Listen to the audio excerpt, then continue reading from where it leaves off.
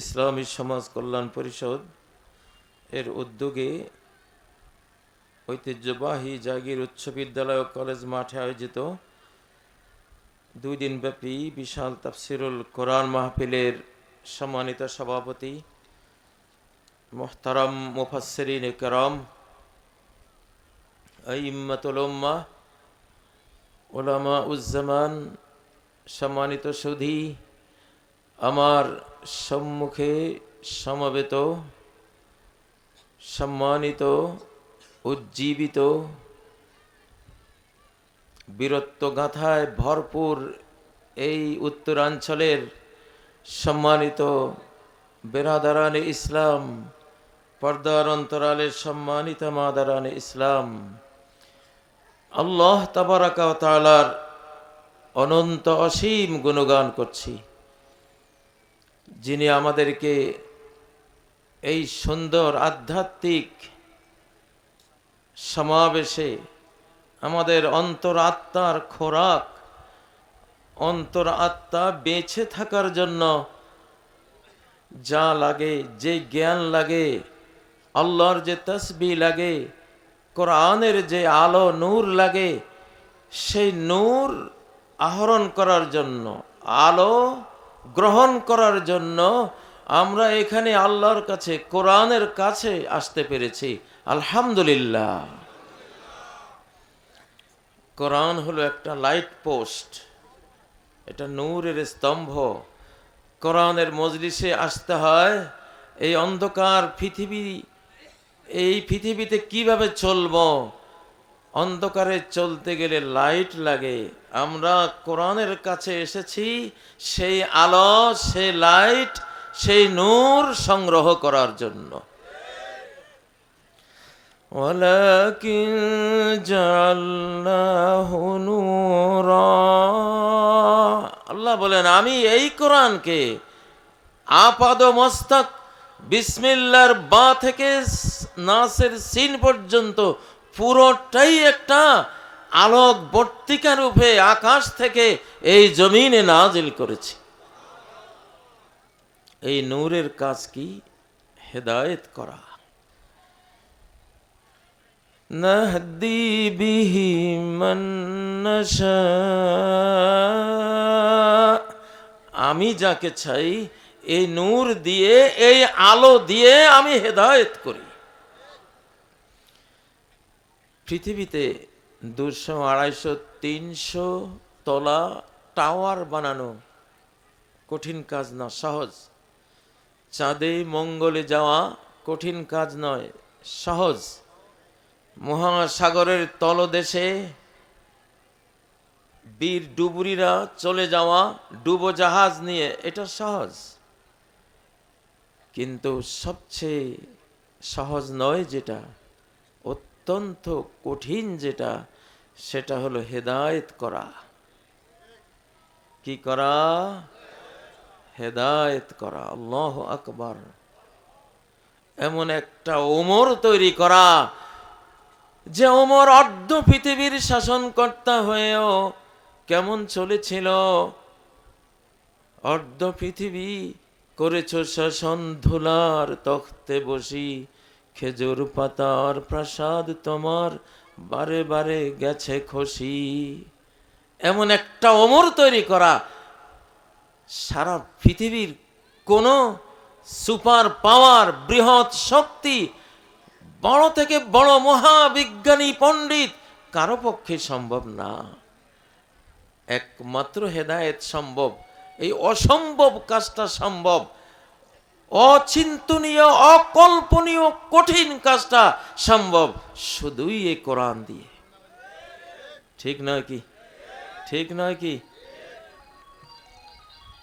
নেতা তো আমরা বহু বানিয়েছি, সচিব, মন্ত্রী, এমপি, শয়ে শয়ে আমরা বানিয়েছি, তাই না? উপরে মন্ত্রী, উপরে প্রেসিডেন্ট, উপরে প্রধানমন্ত্রী, উপরে সচিব, উপরে চেয়ারম্যান, ভিতরে চোর। ঠিক না বে ঠিক? ভিতরে কি? চোর। বাংলাদেশের 36 লক্ষ কোটি টাকা লোপাট হয়েছে, আরো বেশি। আমরা পারলাম না একজন এমপিকে মানুষ বানাতে, পারলাম না। কারণ কি দিয়ে পারবো?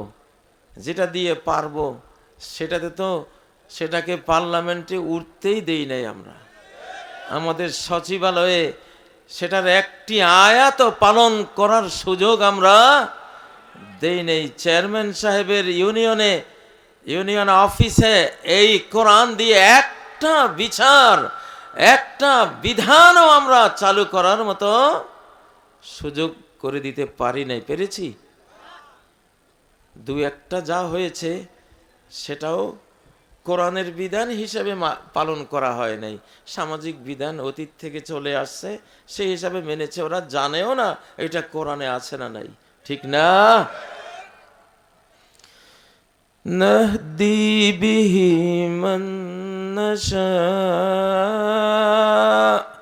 আমি হেদায়েত করি এই কোরআন দিয়ে আমি যাকে চাই। আল্লাহ যাকে চান। ও ভাইয়েরা, আমি একটা ওয়াজ করি, একটা তাফসীর করি, একটা বয়ান করি 24-এর 5ই আগস্টের পর থেকে।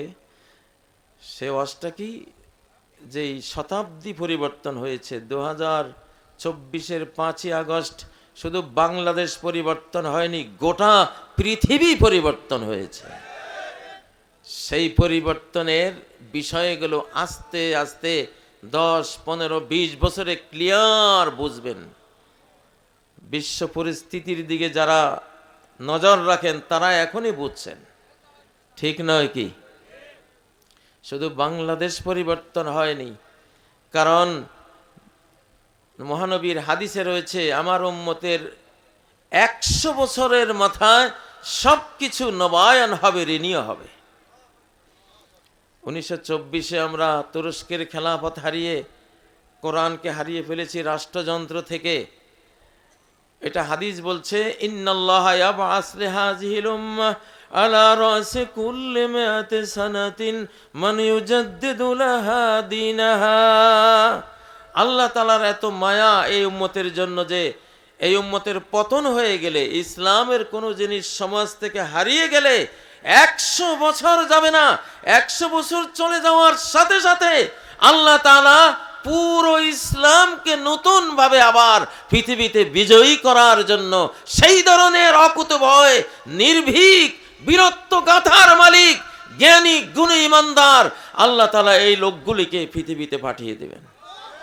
লিল্লাহে তাকবীর, লিল্লাহে তাকবীর। আমরা সৌভাগ্যক্রমে সেই শতাব্দী পেয়ে গেছি, আলহামদুলিল্লাহ।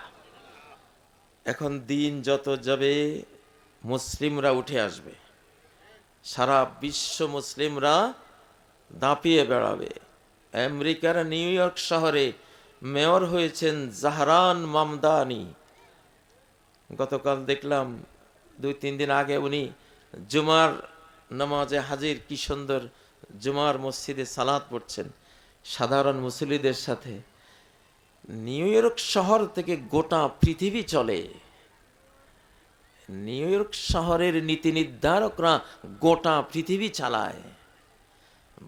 একটা শহরের বাজেট বাংলাদেশের জাতীয় বাজেটের 6 গুণ বড়। CNN বলেন, আপনার বড় বড় যত এই মিডিয়াগুলো আছে, মেইন স্ট্রিমের মিডিয়া সব ওইখানে। সেইখানে এই কোরআনের ছাত্র জাহরান মামদানি এখন গত 5 মেয়রের চেয়েও বেশি ভোট পেয়ে বিজয়ী হয়েছেন, আলহামদুলিল্লাহ। মাথা ধরে যখন টান দিছে, বডি কই থাকবো? মাথা যেদিকে, বডি সেদিকে। টানটা মারছে কে? মালিক। নিউ ইয়র্ক শহর হলো সারা পৃথিবীর এই যুগের মাথা, পাওয়ার কেন্দ্র। ওই মাথাটাই টেনে এনে কোরআনের ছাত্রের কাছে অবনমিত করে দিয়েছেন। লিল্লাহে তাকবীর, লিল্লাহে তাকবীর। সামনে অনেক মহাদেশ মাটির নিচে চলে যাবে, থাকবে না। আটলান্টিক মহাসাগর, এটি ছিল আটলান্টাস মহাদেশ। একটি মহাদেশকে মহাসাগরে পরিণত করতে আমার আল্লাহর একটা অর্ডার লাগে, ঠিক না? ইযা আরাদা শাইআন আন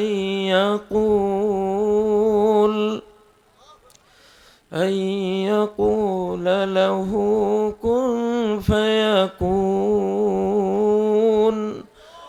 উনি বলেন হও, ডুবতে বললে বলেন ডুবো, ডুবে যাও, আর অমনি সেটা ডুবে যাবে। আটলান্টাস মহাদেশ, একটা মহাদেশ ডুবিয়ে আটলান্টিক মহাসাগর করে দিয়েছে। আল্লাহু আকবার। সে আটলান্টাস মহাদেশের পাহাড়গুলির যে মাথা, 13,000 মাথা সাগরের উপরে ভেসে আছে, সেই মাথাগুলির উপরে একটা দেশ জন্ম নিয়েছে, সেই দেশের নাম ইন্দোনেশিয়া। ওই ডুবে যাওয়া মহাদেশের পাহাড়ের মাথার উপরে এই দেশটা। আল্লাহ পারেন কিনা ভাই? এটা শেষ জামানা, শেষ জামানা।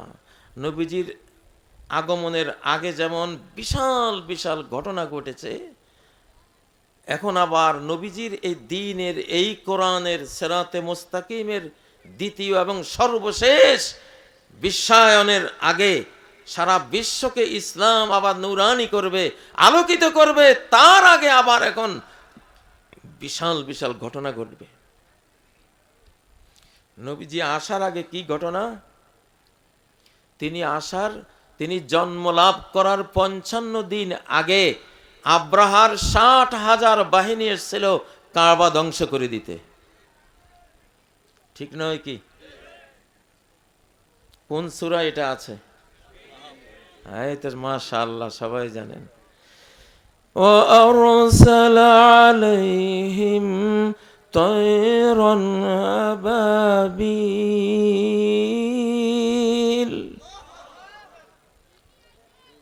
কি মালিক, কি ক্ষমতা!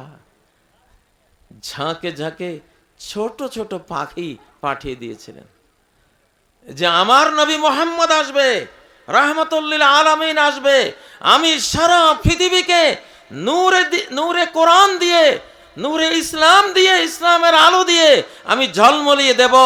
সেই সময়ে তুই ডিস্টার্ব করতে এসেছিস। আমি কাবার দিকে সারা পৃথিবীর মানব জাতিকে টেনে আনবো সিদ্ধান্ত নিয়েছি, তুই এই সময়ে এসেছিস কাবা ভাঙতে। তোরে ভেঙ্গে চুরমার করে দেব, তোরে ধরা পৃষ্ঠ থেকে বিদায় করে দেব। করেছেন কিনা? আরবিতে এটাকে বলে ইরহাসাতুন নবুওয়া, নবী আসার আগের অলৌকিক কর্মকাণ্ড। নবী আসার আগে অনেক অলৌকিক কর্মকাণ্ড ঘটে। আব্রাহার বাহিনীর নাস্তানাবুদ হওয়া মহানবী মুহাম্মদ সাল্লাল্লাহু আলাইহি সাল্লামের আগমনী বার্তা দিয়েছিল। ওই ঘটনার 55 দিন পরে তার জন্ম, তিনি তখন মায়ের পেটে। আরেকটা কি বড় ঘটনা ঘটেছিল, তার মা আমেনা বলেন যে রাআইতু নূরান আদাআত লাহু কুসুর শাম। ইমাম বাইহাকি হাদিস বর্ণনা করেন যে আমার এই শিশু মুহাম্মাদের জন্মকালে তার চেহারা থেকে এমন এক জ্যোতি বেরিয়েছিল, সে মক্কা থেকে 1000 কিলোমিটার দূরে যে সিরিয়া, শাম, ফিলিস্তিন, তখন রোমান সাম্রাজ্য ছিল এটা, সেই সাম্রাজ্যের প্রাসাদগুলো আমি দেখেছি মক্কার মধ্যে বসে। মানে এই শিশুর আলো সিরিয়া পর্যন্ত, দূর দূরান্ত পর্যন্ত পৃথিবীকে আলোকিত করবে। করেছে কি না? করেছে। 1000 বছর পর্যন্ত ইরান, আজকে যে ইরান, এই পারসিকরা অগ্নি পূজারী ছিল, একটা আগুনের শিখা জ্বালিয়েছিল, 1000 বছর পর্যন্ত সেই অগ্নিশিখা নেবে নাই। নবীজির যখন জন্ম, যেই মুহূর্তে জন্ম, সেই মুহূর্তে হঠাৎ পারস্য সাম্রাজ্যের সেই অগ্নিশিখা ধপ করে নিভে গেল। মানে হে অগ্নিশিখা, তোমার পূজার সময় শেষ, আল্লাহ পূজার যুগ শুরু হয়ে যাবে। এখন আল্লাহর ইবাদতের যুগ শুরু হয়ে যাবে, তাওহীদের যুগ শুরু হয়ে যাবে। সেই জন্য মুহাম্মদ সাল্লাল্লাহু আলাইহি সাল্লামের জন্মের সাথে সাথে 1000 বছরের অগ্নিশিখা নিভে গেল। আল্লাহু আকবার। এমন বহু ঘটনা তখন ঘটেছিল। ঠিক 2024 পরবর্তীতে 24-এ কি অলৌকিক ঘটনা ঘটল। 15 বছর যেই ফ্যাসিবাদকে কোন রাজনৈতিক দল একটা পশমও ছিঁড়তে পারে নাই, পেরেছিল? কোন ছাত্র ইউনিভার্সিটির কোন ছাত্র দল, ছাত্র সমাজ, যেই কোনো ছাত্র শিবির, যত ছাত্র সংগঠন ছিল, তাদের মারের ছোটে কেউ দেশ ছাড়া, কেউ দুনিয়া ছাড়া, কেউ জেলে, কেউ ফাঁসির রশিতে ঝুলন্ত। ঠিক নয় কি? কি এমন ঘটলো, কি এমন হলো?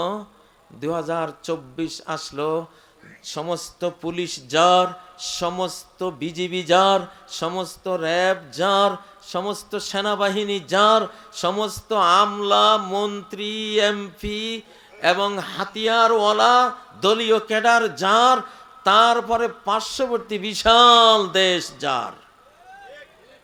কি হয়ে গেল? সময় শেষ, সময় শেষ। 42 সাল পর্যন্ত থাকার নিয়ত করে বসে আছো, তোমার আর 1 সেকেন্ড সময় নাই। বিদায়, বিদায়। ঠিক না? ঠিক না?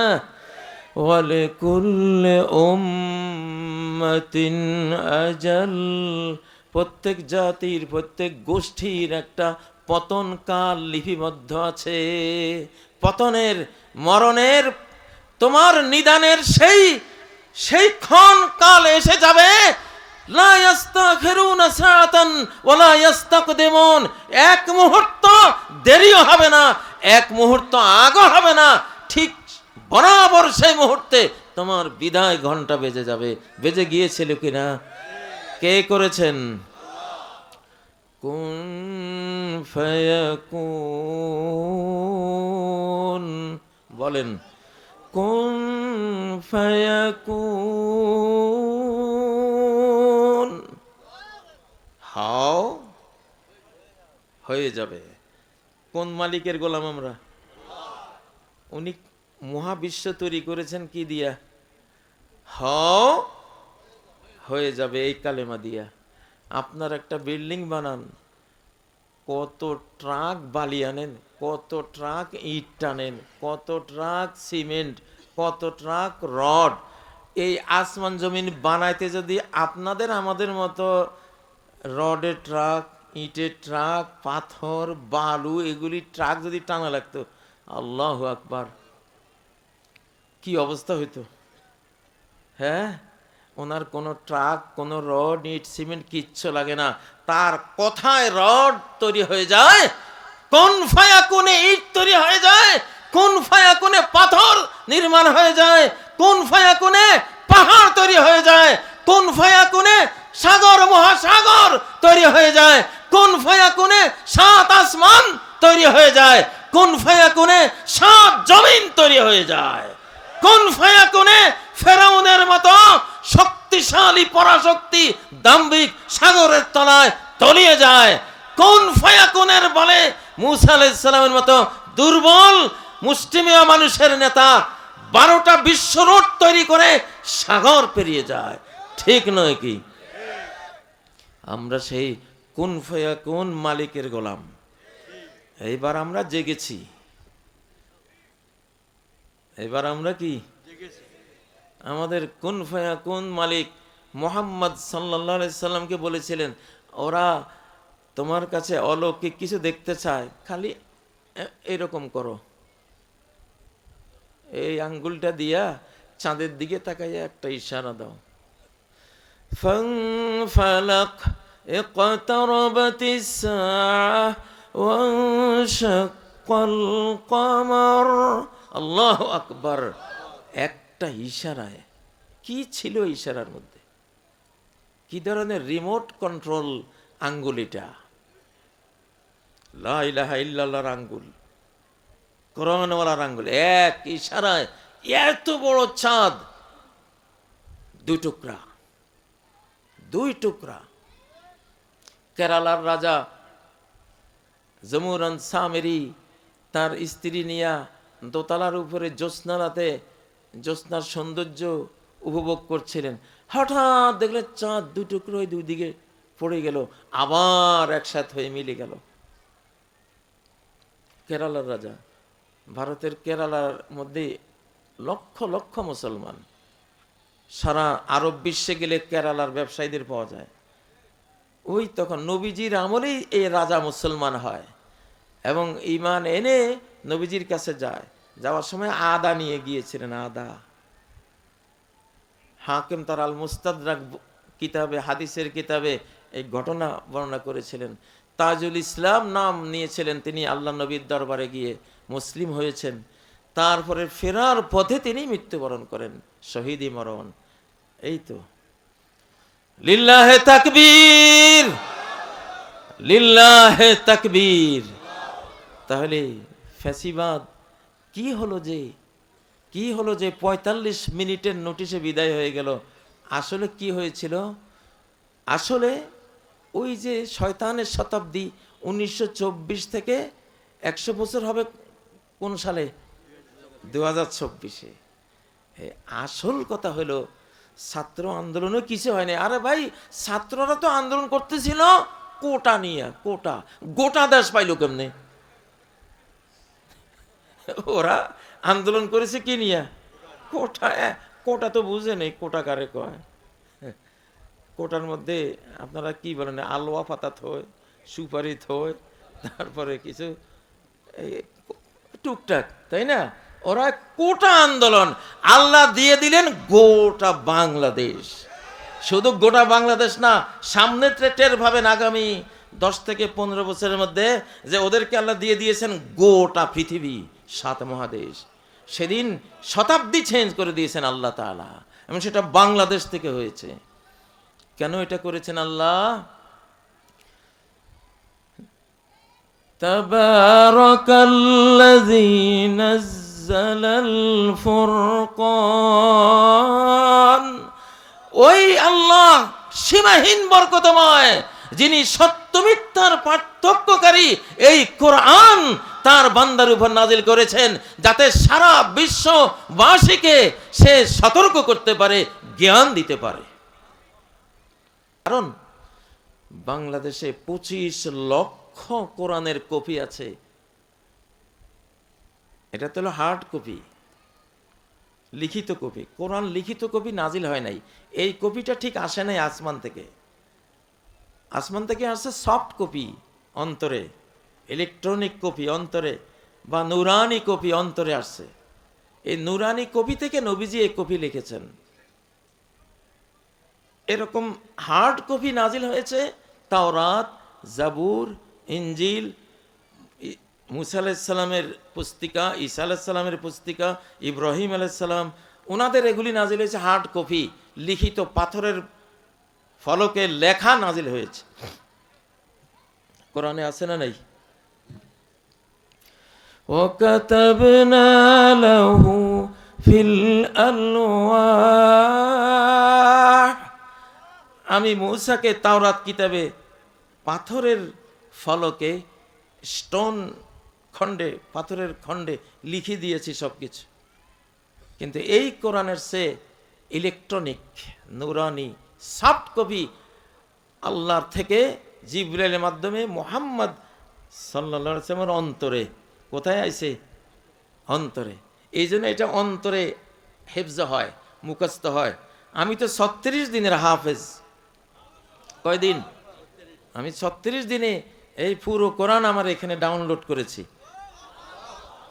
আপনাদের উৎসাহের জন্য বলি, এখন প্রতি 7 দিনে আমি খতম করি। সেই কিয়ামত হয়ে যাক, আমার প্রতি 7 দিনে খতম মিস হবে না ইনশাআল্লাহ। সম্ভব কিনা? সম্ভব। এখন তো ওয়াজ মাহফিলের মৌসুম, সেই চাপাই থেকে মাহফিল করে ওই নোয়াখালী, ওই নোয়াখালী থেকে আজকে আবার রংপুর, কিন্তু আমার কোরআন খতম বন্ধ হবে না, গাড়িতে বসেই শেষ করব, করি আলহামদুলিল্লাহ।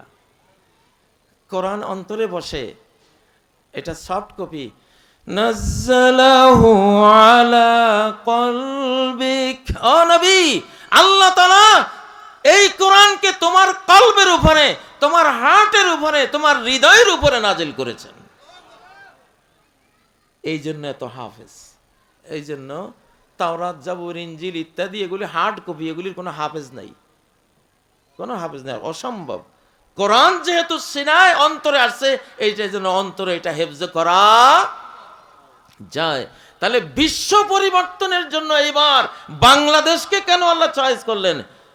আপনারা লক্ষ্য করে থাকবেন, বাংলাদেশের শিশুরা বেশ প্রায় 1-1.5 যুগ থেকে সৌদি আরবের শিশুদেরকে পরাজিত করে তারা ফার্স্ট হয়, সেকেন্ড হয়, থার্ড হয়, ঠিক না? ইরানে গিয়ে ফার্স্ট হয়, সেকেন্ড হয়, থার্ড হয়। দুবাইয়ের ইন্টারন্যাশনাল কোরআন প্রতিযোগিতায় গিয়ে ফার্স্ট, সেকেন্ড, থার্ড হয় কিনা? হ্যাঁ, 25 লক্ষ হাফেজে কোরআন ইতিমধ্যে এই বাংলাদেশে আছে। আরো 1-1.5 কোটি হাফেজ পাইপ লাইনে আছে। হেফজখানা বাদ দেন, হেফজ মাদ্রাসা বাদ দেন। আমি যে একখান স্কুল করেছি, পিস ইন্টারন্যাশনাল স্কুল, এবার রোজ ইন্টারন্যাশনাল স্কুল, ইংলিশ মিডিয়াম, আমি 6000 ভোরের মাদ্রাসা চালাই বাংলাদেশে। আপনাদের এই মিঠাপুকুরে আমার 450 ভোরের মাদ্রাসা আছে, মক্তব আছে। আপনাদের এই বেগম রোকেয়া,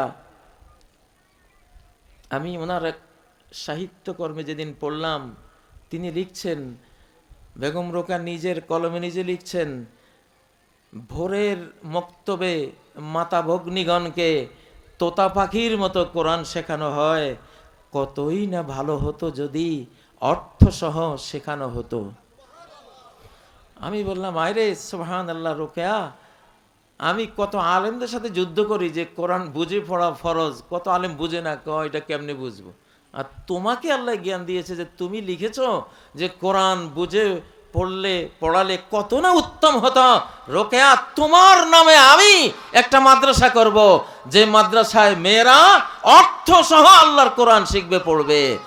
সেই জন্য আপনাদের পাইকার হাটে আমি তো তৈরি করেছি বেগম রোকেয়া ইন্টারন্যাশনাল গার্লস মাদ্রাসা, এটার প্রতিষ্ঠাতা তো আমি। আপনারা আমাকে অনেকে চিনেন না, আমি আপনাদের এই এলাকায় 1975 সাল থেকে আছি। আরেকটা কথা বলি, হাড়িভাঙ্গা আম তো খান নাকি? হাড়িভাঙ্গা আমের প্রথম আংশিক একটা বাগান করেছেন একজন কর্নেল, আজ থেকে 27-28 বছর আগে। কিন্তু ওনার বাগানটা ছিল মিক্সচার। আর আমি 19 বিঘার উপরে হাড়িভাঙ্গার বাগান করেছিলাম 1998 সালে। একক হাড়িভাঙ্গার বাগান আমার এই হাতে, নিজ হাতে আমি এই পুরো বাগানের গাছগুলো আমি লাগিয়েছি, আজ থেকে 27 বছর আগে। আচ্ছা, আমি যখন হাড়িভাঙ্গা আমগুলো লাগাই, কৃষকরা আমার দিকে তাকাইতো আর বিদ্রুপ করত যে নোয়াখালীর হুজুরটা এসে আমাদের ধানের জমিগুলো নষ্ট করে দিচ্ছে। এই ভাষা আমার মনে আছে, নোয়াখালীর হুজুরটা কিছু বুঝে টুঝে না, উনি হুজুর মানুষ, উনি কৃষি সম্বন্ধে কি জানেন? উনি আমাদের কৃষি জমিনে উনি আম গাছ লাগাচ্ছেন। আমি মনে মনে ভাবতাম, তোরা 2টা বছর খালি আমার সবর কর, তারপর তোরা বলিস, দেখিস কি হয়। 2 বছর পরে যখন 2 লক্ষ টাকার আম বিক্রি করলাম, কৃষকদের মাথায় হাত, গাধার মতো খাটনি কেটে 50,000 টাকা পাই না, আর উনি কি করলেন, উনি 2 লক্ষ টাকার আম বিক্রি করলেন। সত্যি আমার তখন 450 মক্তব এই এলাকায়। তখন ওরা বলল, হুজুররা কিছু একটা করলে মানুষ খুব ফলো করে। দেখতে দেখতে বাগান হতে হতে হতে হতে এরপরে সালাম সরকার সাহেব আমার বাগান দেখতে আসছিলেন আমার সামনে, দেখে টেকে বললেন, হুজুর আমিও বাগান করব। আপনারা জানেন সালাম সাহেব প্রথম নো, উনি হলেন আমার পরে, আমার বাগান থেকে উৎসাহিত হয়ে উনি হাড়িভাঙ্গার বাগান করেছেন প্রায় আমারটার 6 বছর পরে। সত্যগুলি বেরিয়ে আসুক, আলহামদুলিল্লাহ। আমার বাগানের আম বাজারে উঠলে, পদাগঞ্জ হাটে উঠলে 200-300 টাকা বেশি দামে ব্যাপারীরা কিনে। আমার বাগানের ব্যাপারে বিখ্যাত আছে, লস হয় নাই আজ পর্যন্ত কারো। কেন? আমি বিক্রি করি যখন আমগুলো খুব পুরাট হয়, স্ট্রং হয়, নষ্ট হওয়ার আশঙ্কা নাই। আর বিক্রি করার দিন থেকে দোয়া শুরু করি, আল্লাহ সে কৃষক, সে এত কষ্ট করে টাকা রুজি করে বাগানটা কিনেছে, তাকে তুমি লস দিও না, তাকে তুমি এর থেকে প্রফিট দিও, লাভবান করো। যাই হোক, আপনাদেরকে শোনালাম। আমরা অনেকে বলে হুজুররা খালি খাইতে জানে, নো, সামনে এমন খাওয়াবো আমরা ইনশাআল্লাহ। এই শতাব্দী আলেমের শতাব্দী, জালেমের দিন শেষ, আলেমের বাংলাদেশ। স্লোগান দাও মিয়া, স্লোগান দাও, জালেমের দিন শেষ।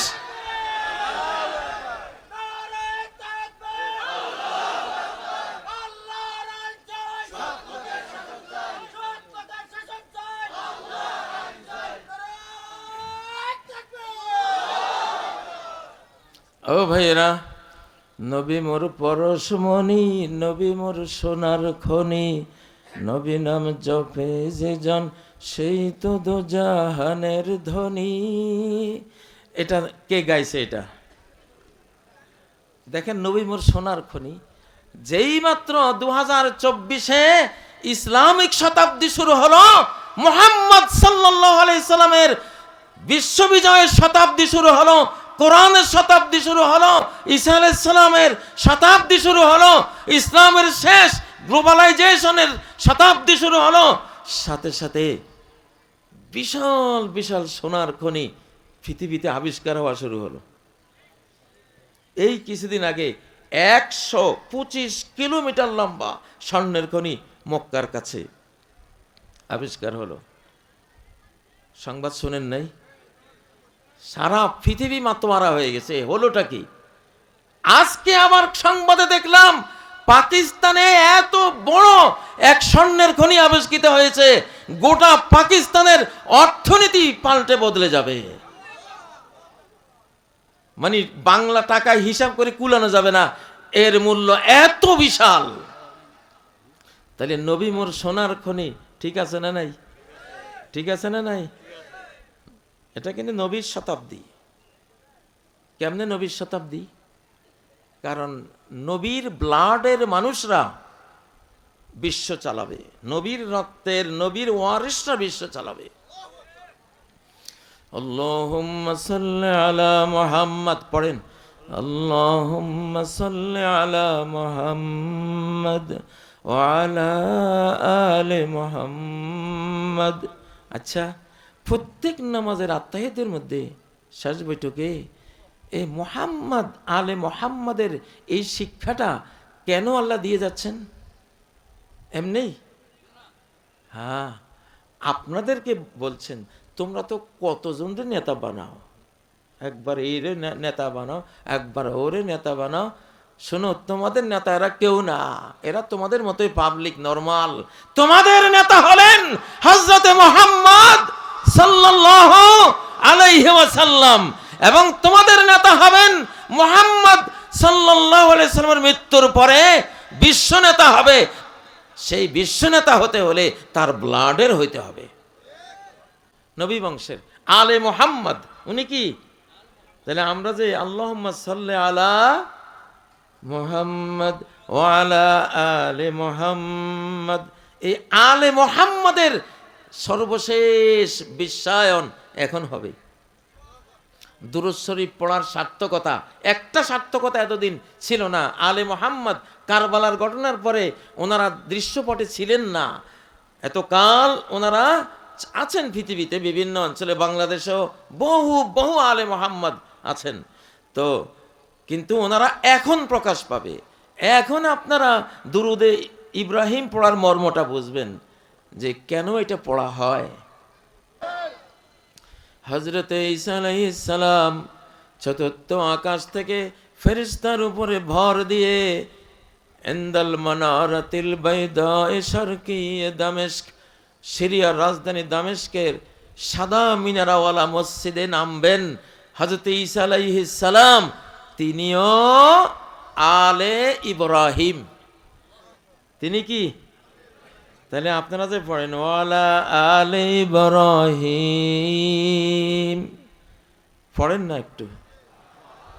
এইবার নেতা খুঁজি পাইছেন। ওয়ালা আলে ইব্রাহিম, দুইজন বিশ্ব নেতা আসতেছেন, একজন আলে মুহাম্মদ মাহদি, আরেকজন বিশ্ব নেতা আসতেছেন, তিনি আলে ইব্রাহিম। পাইছেন নি দুইটা? দুইটাই দুরুদে আছে না নাই? আছে না নাই? এইরকম নেতাই তো দরকার, যেই নেতা আল্লাহর বন্ধু, আল্লাহর খলিল, যেই নেতা দোয়া করলে আকাশ থেকে খাদ্য ভরা ট্রেন নাজিল হয়, ঠিক না? যেই নেতা এমন এক দোয়া করেছেন, ওয়ারযুকু আহলাহু মিনাস সামারাত লাআল্লাহুম ইয়াশকুরুন। ও আল্লাহ, এই কাবা শরীফ আমি যে নির্মাণ করলাম, আমার পরিবারকে এখানে আমি বসবাস করার জন্য দিলাম, তুমি তাদেরকে রিজিক দিও। পৃথিবীর যত ফলমূল আছে, পৃথিবীর যে অঞ্চলে যেই ফলমূল জন্ম হয়, মক্কার বাজারে যাতে সেটা হাজির হয়। আল্লাহু আকবার। পৃথিবীর কোনো মার্কেটে এত ফল নাই, মক্কার বাজারে সারা পৃথিবীর ফল ওখানে পাবেন। যারা হজ করেছেন দেখেছেন না? ও ভাইয়েরা, এক দোয়া। কাবা শরীফে কি আছে? আশপাশে কোনো ফসল, কোনো ফলমূল কিছুই নাই, এক দোয়া। কেমন নেতা হযরত ইব্রাহিম আলাইহিস সালাম, কেমন বিশ্ব নেতা! এক দোয়ার সেই সুফল সিঙ্গার ফুৎকার পর্যন্ত চলবে। এরকম নেতা চান কিনা? আর এক নেতায় তো বলে গেছে, আমি পাইছি চোরের খনি। ঠিক না বে? ঠিক। কেমন নেতা! ওনারা দেশ শাসন করতে বসলে দেশ চোরে ভরে যায়, দেশের সম্পদ বিদেশে চলে যায়। আমরা এরকম নেতা আর চাই না। চাই?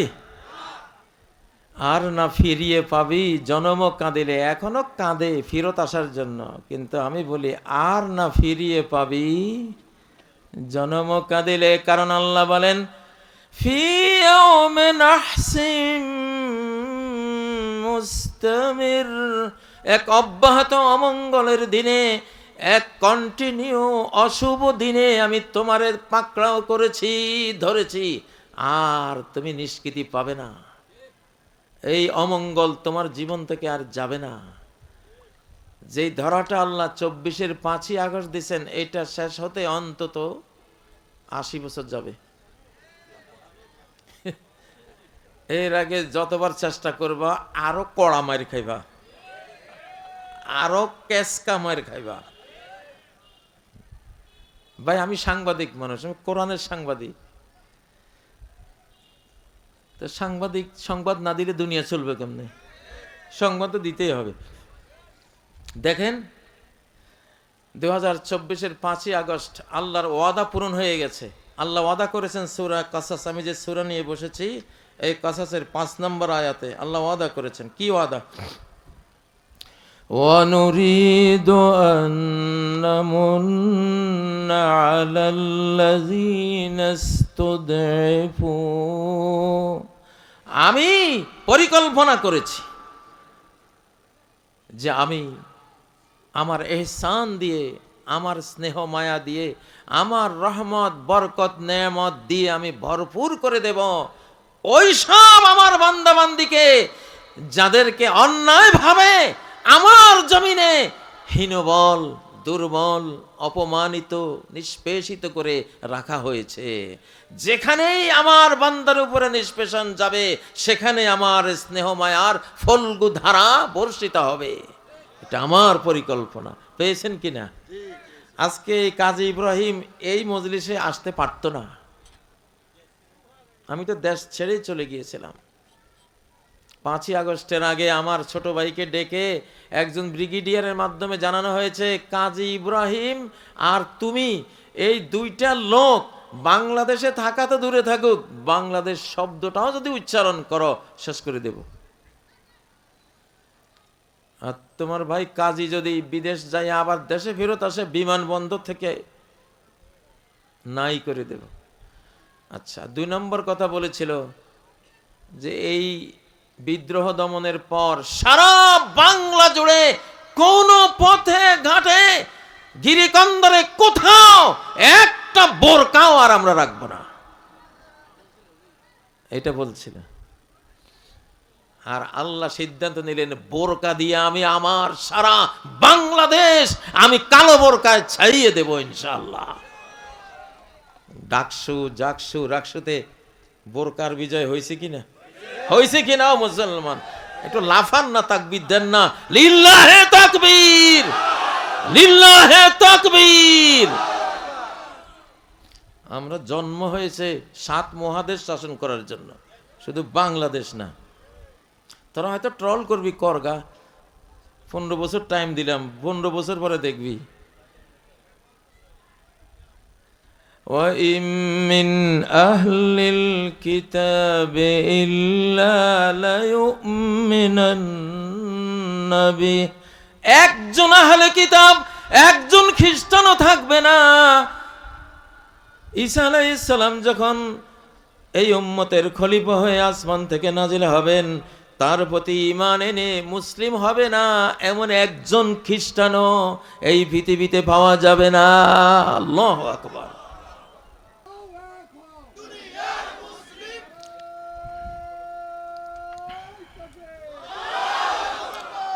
আল্লাহ বলেন, وَنَجْعَلَهُمْ أَئِمَّةً وَنَجْعَلَهُمُ الْوَارِثِينَ। আমি আমার যেই বান্দাদেরকে তোমরা কারাগারে নির্যাতন করেছ, গুম করেছ, যাদেরকে তোমরা অপদস্থ করেছ, দেশান্তরিত করেছ, যারা বেঁচে আছে এদেরকে আমি বিশ্ব নেতা বানিয়ে দেব। আইম্মা, বিশ্ব নেতা। আমাদের এই বুড়াই ইউনূস সাহেব, এটা কি শুধু বাংলাদেশের নেতা? 106 মামলা নিয়ে বেচারা জান যায় অবস্থা, সেখান থেকে এখন বিশ্ব নেতা। তুরস্কের মতো পরাশক্তি মুসলমান দেশের আরদুগানও সার সার কয়, জাতিসংঘে গেলে সবাই সার কয়। ঠিক না বে ঠিক? হ্যাঁ, আরে ভাই, একটা ব্যক্তি মানুষের যোগ্যতা থাকলে এইটা কি বলা, এটা কি দালালি না, এটা সত্য প্রকাশ। সেটা বাংলার গৌরব, বাংলাদেশের গৌরব। শেরে বাংলা ফজলুল হক বলতো যে আমি যে ভালো, আমি যে দেশের ভালো চাই, কখন বুঝতে পারবি? যখন হিন্দুরা আমার দুর্নাম করব তখন বুঝবা। হিন্দু মানে ভারতের হিন্দু, ওগুলি যখন দুর্নাম করবে তখন বুঝবা যে আমি। ইউনূসকে তো গত 2-3 দিন আগে হুমকে দিছে রাজনাথ সিং, যে ইউনূস সাহেবকে কথা সামলে বলতে বলেন। কি যে কইতাম, তুমি সামলাই কথা বলো, তুমি মুখ সামলাই কথা বলো। বাংলাদেশকে ইউক্রেন বানাবার কথা বলছো তো, ইতিহাস চেয়েছে দেখবে, আকাশ চেয়েছে দেখবে ইউক্রেন কোন দেশটা হয় ইনশাআল্লাহ।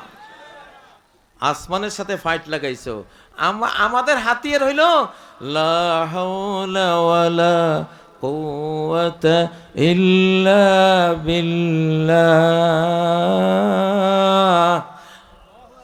আমার কিছু নাই, সব কার? আমার কোনো ক্ষমতা নাই, সব ক্ষমতা কার?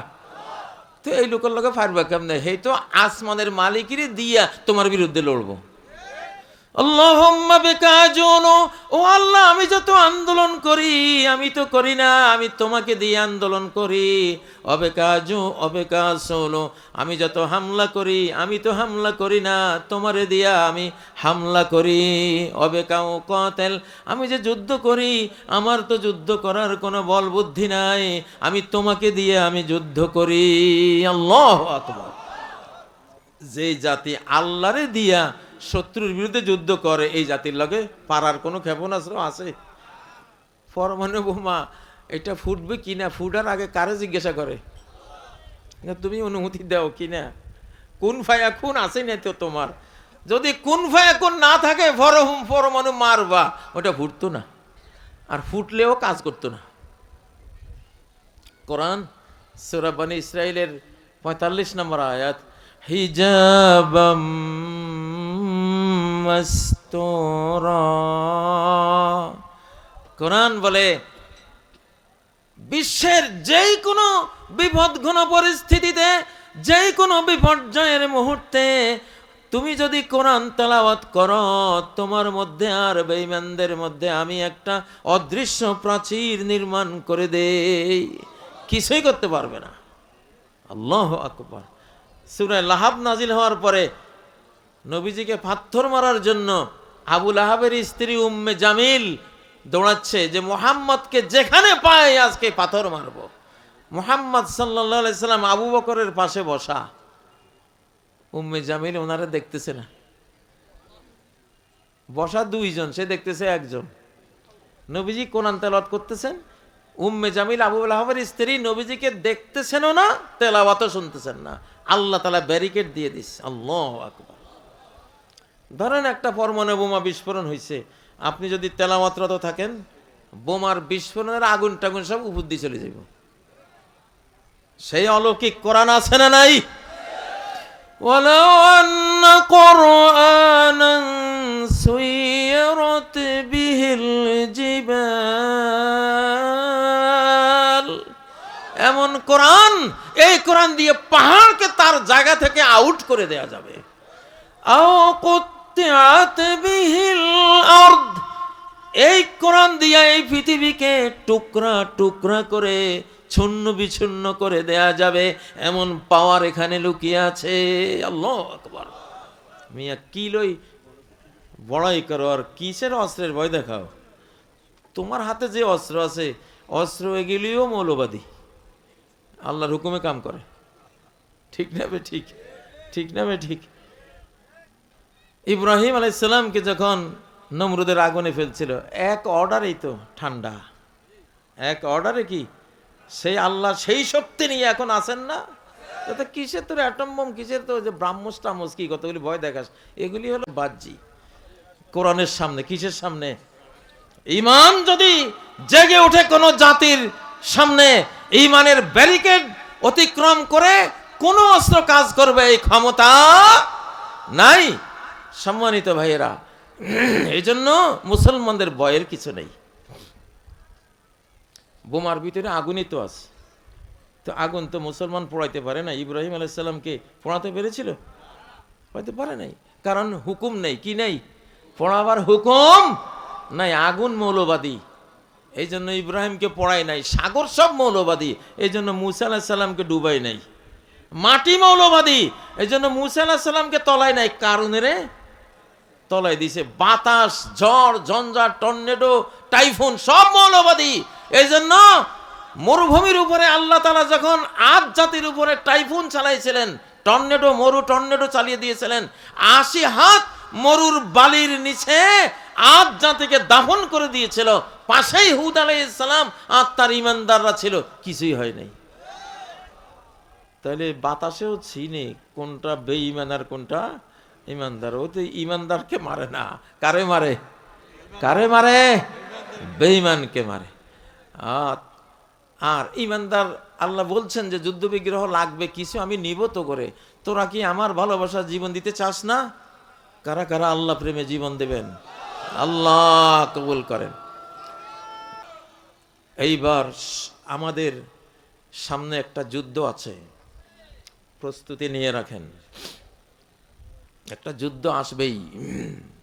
ভারতও রেডি হচ্ছে, বাংলাদেশও রেডি হচ্ছে, আপনারাও রেডি ইনশাল্লাহ। যুদ্ধ একটা আসবেই মিয়া। নবীর জীবন তো পুরোটাই যুদ্ধের জীবন ছিল, ঠিক না বে ঠিক? ঠিক না বে ঠিক? নবীজির ছাত্রদের সাহাবীদের জীবন পুরোটাই যুদ্ধের জীবন ছিল। প্রতি 100 জন সাহাবী নিলে তাদের মধ্যে 60 জন যুদ্ধের মাঠের শহীদ, বাকি 40 জনের সারা শরীর চালুনের মতো হাজার হাজার অস্ত্রের গায়ে গায়ে ছিদ্র হওয়া।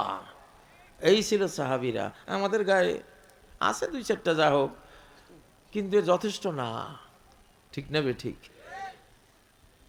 আমি স্বাধীনতার উপরে বায়ত নিচ্ছি, কিন্তু আমি 2021 সালে আমাকে গুম করার জন্য রয়ের দালাল লাগিয়েছিল, ঘেরাও দিয়েছিল। ঘেরাওয়ার ভিতরে দাঁড়িয়ে একটা ভাষণ দিয়েছিলাম।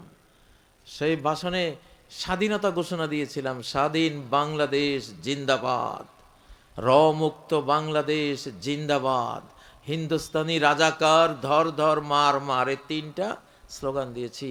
এলহামি স্লোগান, 3টাই আল্লাহ কবুল করেছেন, 3টাই কবুল করেছেন। আচ্ছা, সেই রাতে যে স্বাধীনতার ঘোষণা দিলাম, সেই রাতটা ছিল 2021-এর 27 সেপ্টেম্বর। 2021-এর 27 সেপ্টেম্বর, 2021-এর 27 সেপ্টেম্বর। 27 সেপ্টেম্বর তারিখটাই ঐতিহাসিক তারিখ। মুহাম্মদ সাল্লাল্লাহু আলাইহি ওয়াসাল্লাম মদিনা রাষ্ট্রের গোড়াপত্তন করেছেন যেই তারিখে, সেটাও ছিল 27 সেপ্টেম্বর। তাহলে এই স্বাধীনতা কিন্তু আলেমদের, হাফেজদের, কাদের? একজন কারো না কারো উসিলায় তো আসে, কিন্তু অ্যাড্রেস হলো গোটা জাতি, ঠিক না বে ঠিক? আবার যে আবু সাইদ এভাবে হাত প্রসারিত করে জীবন দিয়েছে, সারা বিশ্ব উদ্বেলিত হয়েছে যে আবু সাইদের আত্মদান দেখে। সে আবু সাইদ আমারই মক্তবের ছাত্র। জাফরপাড়া আলিয়া মাদ্রাসার ভাইস প্রিন্সিপাল আব্দুর রহিম আমার ছাত্র। 1984 to 88 আমি তিস্তা মোস্তাকামত সিনিয়র মাদ্রাসার ভাইস প্রিন্সিপাল ছিলাম। তখন এগুলি বাচ্চা ছিল আমার হাতে। এরা এখানে আমার 450 মক্তবের প্রায় শতাধিক মক্তব আছে আবু সাইদের বাড়ির চারপাশে। আবু সাইদ আমার মক্তবের ছাত্র, আমার মাদ্রাসার ছাত্র। তাহলে এই স্বাধীনতার সাথে আমাদের সম্পর্ক আছে না নাই? আবার যে ছাত্র শিবিরেরা, এরা জামিয়া কাসিমিয়া মাদ্রাসায় 35 বছর আমি শিক্ষকতা করেছি, এরাই ছিল আমার ক্লাসে আমার ছাত্র। তো অতএব এই স্বাধীনতার সাথে আমাদের ইসলামপন্থীদের, কোরআনওয়ালাদের সম্পর্ক আছে না নাই? আছে। এই জন্য স্বাধীনতার ঘোষণা দিয়েছিলাম গোটা জাতির পক্ষ থেকে, ইসলামী আন্দোলনকারীদের পক্ষ থেকে, আলিম ওলামা হাফেজ সবার পক্ষ থেকে। এটা তো ধরে রাখতে হবে, ধরে রাখতে হবে কিনা? এই জন্য আমি যেই মাহফিলে যাই, একজনকে বায়ত নেই যে দেশ যদি আক্রান্ত হয় জীবন দিয়ে, সম্পদ দিয়ে, সব কিছু উৎসর্গ করে এই মুসলিম মানচিত্র 1947 সালের লাইলাতুল কদর 27 রমজানের রাতে নাজিল হওয়া, রাত্রে জন্ম নেয়া এই মানচিত্রের জন্য জীবন বিলিয়ে দেব আমরা ইনশাআল্লাহ। কারা কারা জীবন দিতে রাজি মুসলিম মানচিত্রের জন্য? লিল্লাহে তাকবীর।